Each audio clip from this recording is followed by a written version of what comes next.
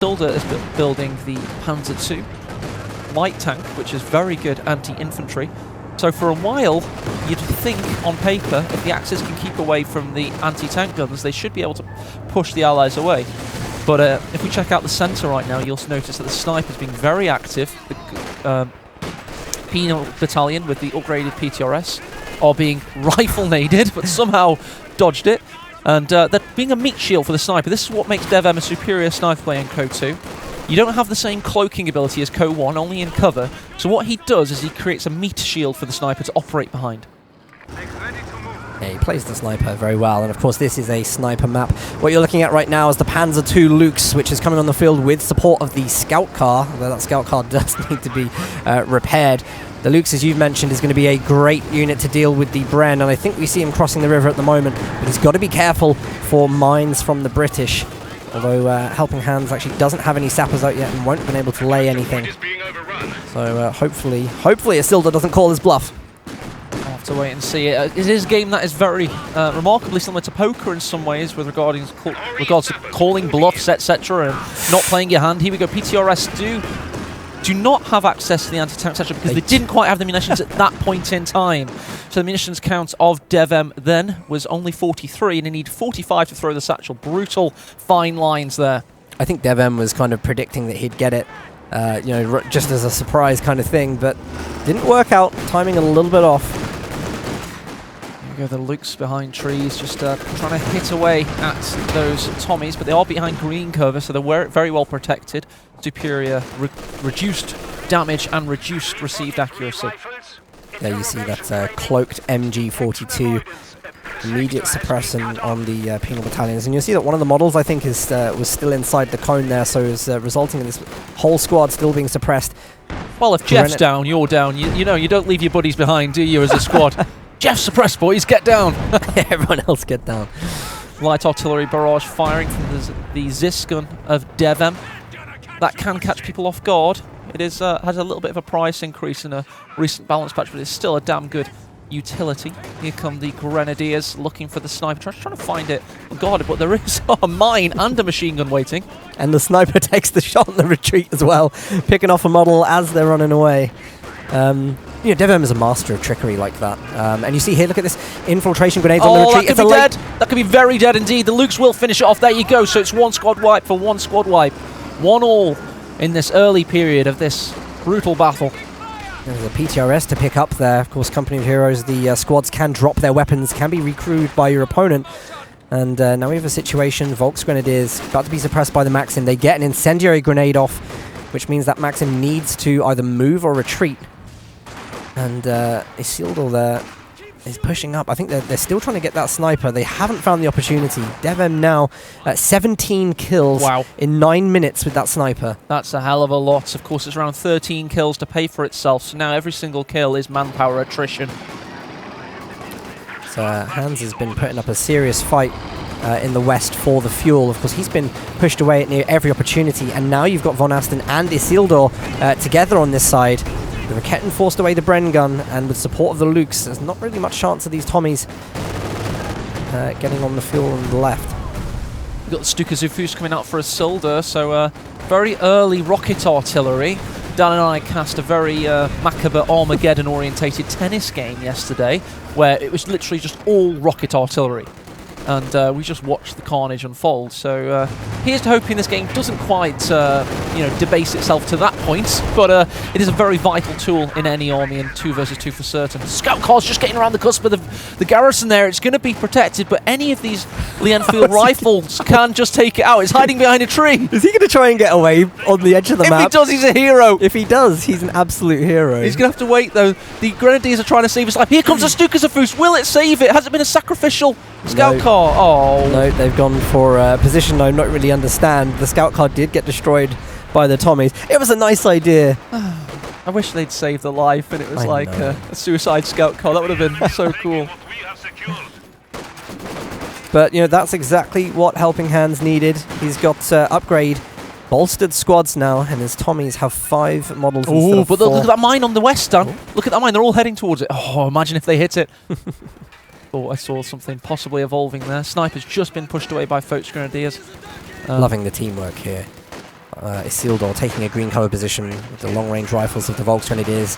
Pioneers push in with their close-range weapons to try and get the penal battalions down, but no luck. No, those penal battalions quite strong. They're a very, very strong Soviet unit. I think it's not necessarily they have like strength stats, aka like reduced received accuracy or better health pool or armor. It's more that they actually do damage compared to conscripts. So it feels like they push their opponents out of cover, push them away, and they just survive better as a result. Conscripts are very, very fleshy unit. Isildur here will be confident going in with the Lukes because the Brits don't have a factional snare ability outside of a commander yet. Important to say yet, as that's something that will be changing. But it does mean the unit like the Lukes only really has to fear mines and the AT guns on that side of the map for the moment. Lukes is just operating with, I was going to say with impunity, and then it faced down the barrel of that Zis divisional field gun and is pushed away for repairs. Elsewhere, Grenadiers are having a real tough time of trying to get into battle there. There's is it 2 machine guns or it's just the Vickers? There's 2 machine guns there, and as you can see, like they got suppressed. In fact, all of those models got suppressed straight away. We're now seeing Von Asten trying to flank around the arc of this machine gun. A mine goes off, well-placed mine, I think, by Hans there. And what do we have from DevM here? I think he's brought the T-70 out from his Tier 3. The backbone of the Soviet army. The T-70 stops the Soviets being just a defensive kind of early game capping faction and makes them fully operational with regards to being lethal. T-70, a very good little light tank, gets around the back and wipes squads.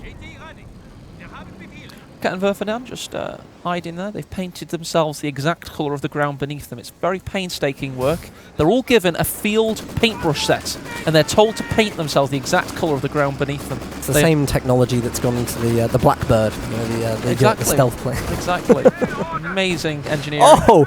Pinpoint accuracy from the Lukes takes down the 3 models of the Maxim. Oh, will the penal get there though? It's a race. It's a race to trying to get there in time, and they miss it. It's going to satchel it. Surely he's going to try and satchel it. Well, the Zis gun's firing. One more shot like that. Oh, couldn't quite get it. And we've had a dodged infiltration grenade.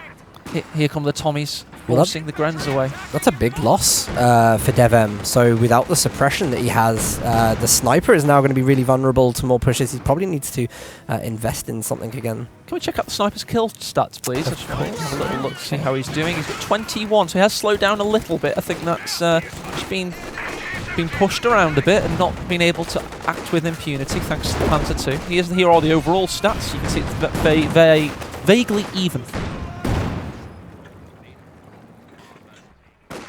Strategically, Dan, this game is anybody's for the taking right now, isn't it? Yeah, nothing big has happened. The VPs at the top, of course, VPs in this game are what you fight for. These are the red stars or the blue stars or the white stars, depending on who owns them. They'll, of course, make the ticker at the top go down. You've got to get your opponent down to 0.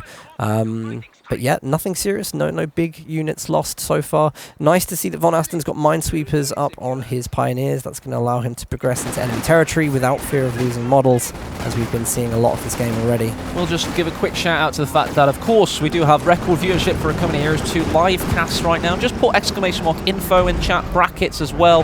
Just do a little bit of reading about what it is you're watching, because what it is you're watching is a very intense and exciting third place playoff between 2 excellent 2 versus 2 teams. Here comes the Stuka though. The bombs are falling. Oh, there's a sniper, by the way. Got wiped out! Counter sniper was built for helping hands and was immediately obliterated when the bombs fell. Oh, that's really unfortunate. You see the camouflage there on the Grenadiers. They managed to get a fast off on the T-70. And DevM, whilst having to listen to the screams of helping hands in his headset right now, has also got to deal with Von Asten on the right-hand side. The Brumbear came onto the field for Von Asten. Interesting, this unit is great against support weapons and infantry. So there's a lot of anti-infantry being built from Axis at the moment. DevM's going for another Ziskin. What does Helping Hands have, by the way? Is he any? He's nowhere near close to... He still has 1 6-pounder. One's just been wiped. He's now going to have to bring in the Universal Carrier, which has got... Oh, it's been taken out as we speak. 1 more shot required. Going to reverse to victory there, seemingly. Oh, there's a rifle lead on the west. Oh, nearly wipes out that Tommy's just about. Oh, and the Rakettenwerfer is now taking out the AT gun. Yeah, this is sensible. He's using the attack ground to try and destroy this decrewed AT gun so that Hans doesn't get one back. It's going to force him to invest more manpower into AT. And Hans is in a bad position right now, so that's a great idea. Interestingly, Hans has gone for the Churchill. He's gone for Anvil, which is one of the two British doctrines, Anvil or Hammer. You get either an aggressive or a defensive unit in each tier or building that you build. And it just adds a little flavour on how you can play the faction each and every time. You've also got commanders. He's not chosen his commander yet. So there's so many ways to play the game, and that's why this game still feels so fresh in 2018. Yeah, it's a fantastic game. That's a big hit from the Brumbear. 2 models wiped, a lot of health dropped. Then the MG finishing off another one of the models. The Brumbear is really tough to deal with. In fact, you need a lot of AT to deal with this unit, otherwise it's left to its own devices. It's now actually pushing the AT guns away. There is no threat from the T-70 in this situation. Great idea to push in. Stuka's also firing, I believe, or I heard something similar. There it is. Yes, indeed. It's a double whammy. Brumbear through the centre. Stuka in the west. And I tell you what, Von Asten and Sildar are looking dangerous right now. Yeah, they came into game 1 talking business, and there's been no disappointment, I think, at all from them. The build order's very good, although they need to be careful right now. The Brumbear, a great flank from Helping Hands, entry of the Cromwell. Oh, it's the Cromwell, fair enough. I thought that was the Churchill. I can't make out my unit portraits to save my life. You would not have me as a spotter in your tank reconnaissance unit. That is, of course, the Cromwell, great medium tank, 110 fuel, a great investment for Helping Hands with immediate dividends, taking out that Brumbear. I mean, it's true, you play with the screen a lot closer normally. I am blind. Dan's pushed the screen back for me today. I'm like, what am I watching? It's fine. I can see. I'm writing down the factions. I'm like, he's putting it in Braille for me. It's absolutely fine. Oh, here we go. It's a satchel. That tree's dead. Narrowly avoided. So, with the Brumbear down, I mean, this is actually a good turnaround for Helping Hands and Dev M. I mean, they haven't had map control. It's important to note that they are suffering in resources. Hands has gone for Mobile Assault Regiment and is just bringing out the Land Mattress long-range indirect fire tool. It is the ultimate resident sleeper. It will put your opponents in a permanent slumber. Her Majesty's Land Mattress is a human-propelled rocket artillery piece that just proliferates the field with fire, and it looks rather beautiful. You will see a lot of that game. Somebody in chat asked, how old is this game? It's surprisingly old. 2013, technically released, but it's way beyond its time, and PCs now, modern PCs can play it and make it look beautiful, and it certainly does, and we'll be seeing a lot of pyrotechnics on display as this game progresses. Do you know, I brought a GTX 1080 just to play this game in its highest ever, because it's so beautiful. It really is. When you see it for yourself and you're playing. And here we go. We've seen it for ourselves right now. Land Mattress proliferating this machine gun with fire. Could actually finish it off with a stray rocket, perhaps. Sternbinders are brave, aren't they? They are. This is a Terminator squad. They care not for the Land Mattress. Oh, big hits there. We've got the AT guns on barrage mode. And they're trying to deal with this MG emplacement. This MG emplacement, by the way, has held the right on its own for a majority of the game. All because of that camouflage. It's such a great ability from the commander. Stuka's firing again. Oh, it's constantly causing Hans problems. And there's another problem, as AT gun yet again is decrewed. Meanwhile, Sturmgewehr's firing and infiltration grenades being lobbed. Pushing himself forward. He destroyed the cover there with expert precision. Here comes the Panzer II Lux to finish the job, perhaps. I think he's feeling confident about this. He's taking the AT gun down a lot of times, so he knows he's got the accuracy on the Stuka. All he needs to do is get that synergy, drop the Stuka down, come in with a lot of units and close the gap into the base territories. Double Raketten surprising the Cromwell there, taking it down near half health and forcing the retreat. Great push from the Isildur. They've pushed in unison, and everything they have done for the past 5 minutes of play has worked. They haven't had many questions posed to them by the allies in the north that they haven't been able to answer with authority. Look at this, the barrage from the AT gun trying to get this MG42 down. It's been such chaos in this game. They haven't managed once to get past it on this side of the map.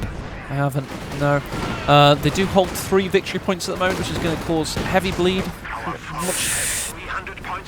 Push forward away from the satchel, thrown by the penal battalion, no damage done. First Grenadiers are now going to be able to harass the cutoff and just mean that Helping Hands and DevM can't strategically control the map thanks to the missing jigsaw piece puzzle that is going to be taken out and ripped away. Here's the tactical map to display exactly what I'm talking about. Those blue territories to the east are no longer connected to the base territory, meaning they are out of possession and resources are not flowing to the northern combatants.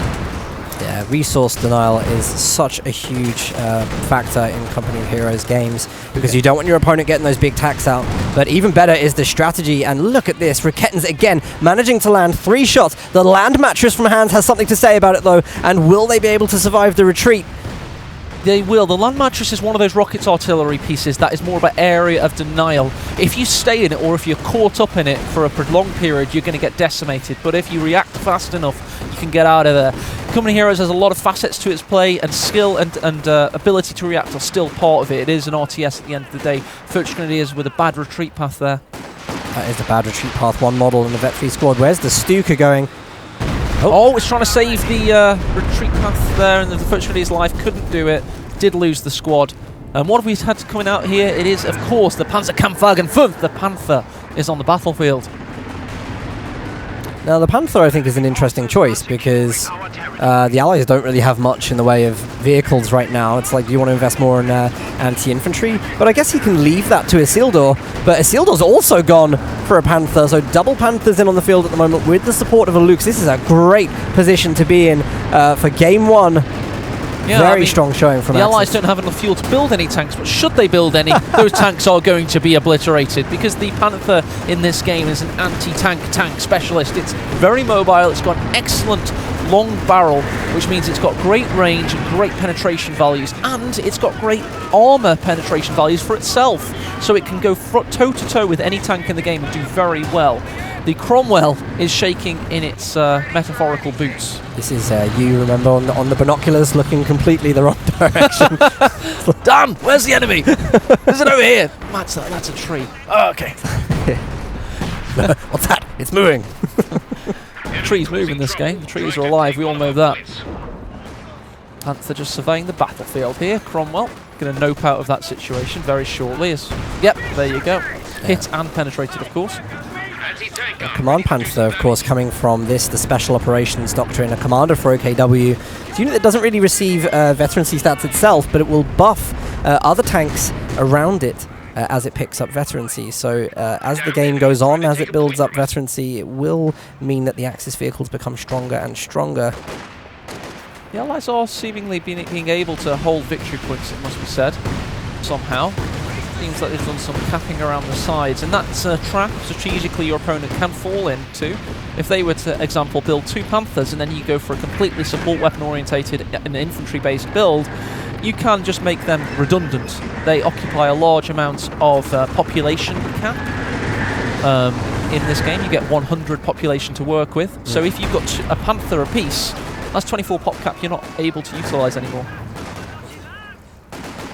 Yeah, we actually sometimes see players who hit that pop cap and then struggle a little bit because they can't reinforce their units and can create situations. There's a lot to consider when playing Company of Heroes. Where are we seeing this Stuka at the moment? It's on the sniper! Oh my lord! That was a big one. The sniper somehow stayed alive. The Tommies were rather decimated. They're very expensive. That could have been a lot worse, but it wasn't that bad for the Axis anyway. 6 Pounders found a target in the east there. What's it found? The Panther being forced away for the moment. Yeah, it's the... You know, actually, I just think it's not like DevM really has had a bad game here. He's struggling to find opportunities. It's very difficult when your opponent has cloaked units. I think that's one of the really hard parts of this, is the way that Von Asten's been playing causes a lot of frustration. Where have we got the land mattresses firing at the moment? They're actually going to be on the AT guns. Pack 40's being decrewed. So much AT for Von Asten and Isildur that they won't miss it for the small amount of time, or it might actually end up dying. Great thing about the land mattress, it could end up destroying the vehicle here. Panther command tank pushing in. Cromwell in its wake, forced to retreat.